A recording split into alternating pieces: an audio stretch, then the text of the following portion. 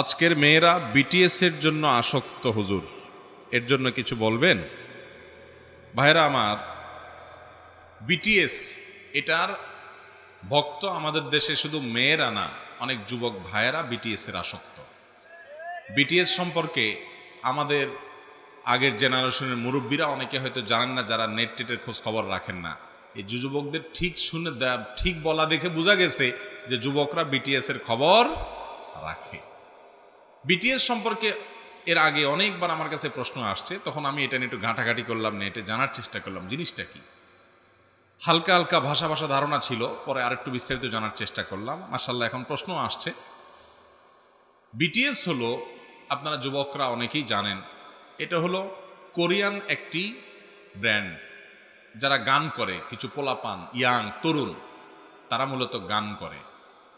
এই পপ গানের ব্র্যান্ড সারা পৃথিবীতে এরা খুব জনপ্রিয়। আমাদের দেশে হাজার হাজার লক্ষ লক্ষ মুসলমানের ছেলেমেয়েরা এই বিটিএস এর ভক্ত হচ্ছে। তো বিটিএস এর ভক্ত হয়, এখানে সমস্যাটা কি বা সমস্যা আদৌ আছে কিনা, এর জবাবে আমরা বলতে চাই, প্রথমত বিটিএস এর মূল কাজই হলো মিউজিক দিয়ে গান করা, ঠিক না ভাই? ঠিক। মুসলমানের জন্য মিউজিককে আল্লাহ তাআলা হালাল করেছেন না হারাম করেছেন? তো এই হারাম কাজটা কেউ যদি খুব নৈপুণ্যের সাথে করতে পারে, তো সেটা আমার কাছে অ্যাপ্রিসিয়েট যোগ্য কোনো জিনিস অ্যাজ এ মুসলিম কখনো হতে পারে। সহিহ বুখারীর একটি হাদিস আছে, 5590 নম্বর হাদিস সম্ভবত।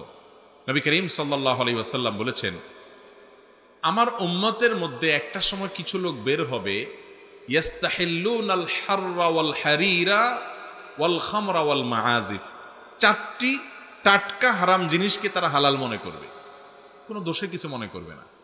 এর ভিতরে চতুর্থ নম্বরে নবী সাল্লাল্লাহু আলাইহি ওয়াসাল্লাম বলেছেন যেটা কথা, সেটা হলো এটা, অর্থাৎ এই মিউজিক, এটাকে হারাম মনে করবে না, এটাকে কি মনে করবে? হালাল মনে করবে। মুসলমানের সন্তানরা বিটিএস এর ভক্ত হয়। তো বিটিএস এর যে স্টার বা তথাকথিত তারকারা আছে, তারা মিউজিক দিয়ে গান করে সারাদিন, এটাই তাদের প্রধান পরিচয়। তারা গানের বিশ্ববিখ্যাত ব্র্যান্ড।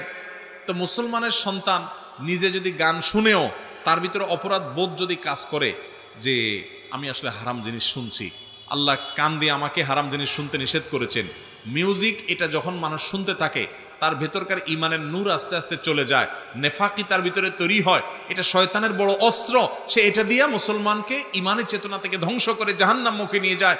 নবী সাল্লাল্লাহু আলাইহি ওয়াসাল্লাম আমাদের আপন ছিলেন বলে কোনটা আমাদের